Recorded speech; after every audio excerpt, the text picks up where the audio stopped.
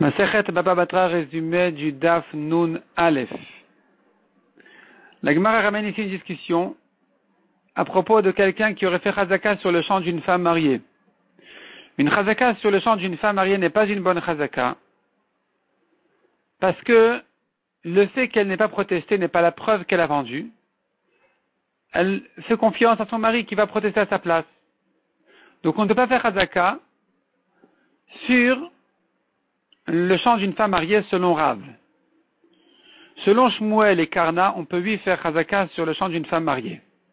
Rav est d'accord avec eux dans un cas où il a commencé à profiter du champ du vivant de son mari, puis ensuite il a fait encore 3 ans après sa mort, que puisque pendant les 3 ans où elle était veuve, elle n'a rien dit, la chazaka elle est bonne.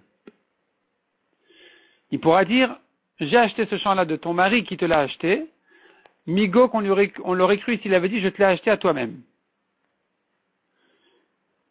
On a vu encore dans la Mishnah, une femme ne fait pas chazaka sur les biens de son mari, demande à Gemara, mais c'est évident, de toute façon, elle profite des fruits de la récolte de son mari, parce que son mari, lui, doit ses maisonnotes, il doit la nourrir. Répond la Gemara, il s'agit d'un cas où il a réservé un autre champ pour la nourrir. On vient te dire que sur ce deuxième champ-là non plus, il n'y a pas de chazaka, parce que le mari, il l'a laissé tranquille, il a été mochel sur ce champ de plus pour ses besoins, mais c'est pas une chazaka. La Gemara déduit de la Mishnah. Une femme ne peut pas prétendre, j'ai fait chazaka sur ce champ parce qu'il est à moi, on va pas lui donner le champ. On va dire, c'est pas une chazaka. Il te l'a laissé gentiment comme un mari qui permet à sa femme de profiter de ses champs.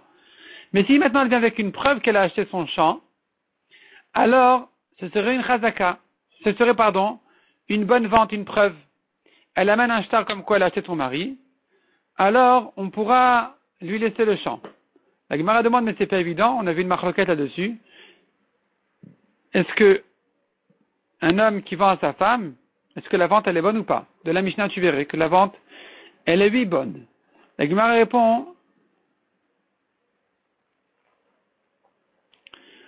répond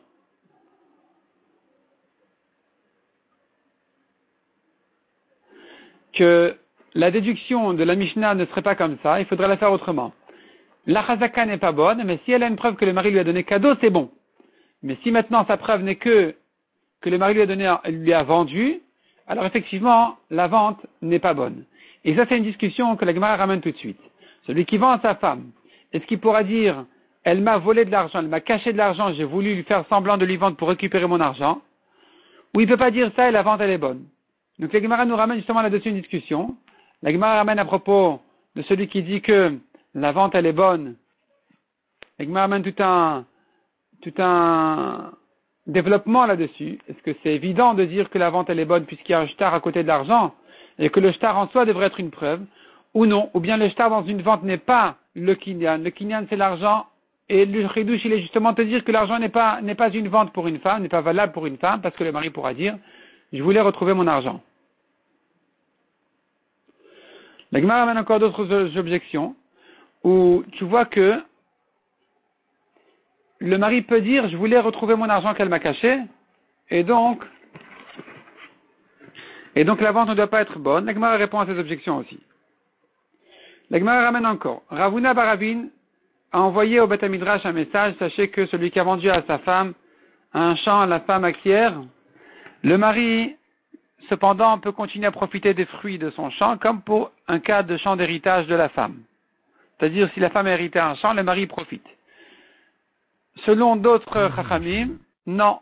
Et quand il a vendu le champ, il touche plus les fruits. C'est comme un cadeau, il prend plus les fruits.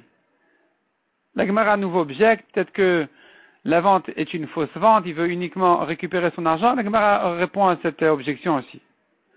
La Gemara ensuite ramène une discussion, quand il a vendu à sa femme, est-ce que maintenant tu vas dire, la femme donc elle acquiert, le mari maintenant il peut profiter des fruits quand même, ou pas? Nous avons là-dessus une marloquette entre Rav et Rabbi Elazar. Et Rav Rizah il tranche comme Rabbi Elazar malgré que Rav était plus grand que lui, parce qu'on a trouvé que Rabbi Yochanan pensait aussi comme Rabbi Elazar, que le mari ne touche plus les fruits une fois qu'il a vendu à sa femme. Rava conclut le débat en disant comme ça. Celui qui a vendu un champ à sa femme, si elle a sorti de l'argent caché pour payer le champ, elle n'a rien acquis. Si maintenant elle a payé avec de l'argent connu, connu du mari, alors elle a acquis le champ, mais le mari continue à profiter des fruits. Si maintenant il a donné en cadeau à sa femme, elle acquiert le champ et le mari ne prend plus les fruits parce qu'il a fait un cadeau entier et complet, et donc la récolte aussi, elle est pour la femme.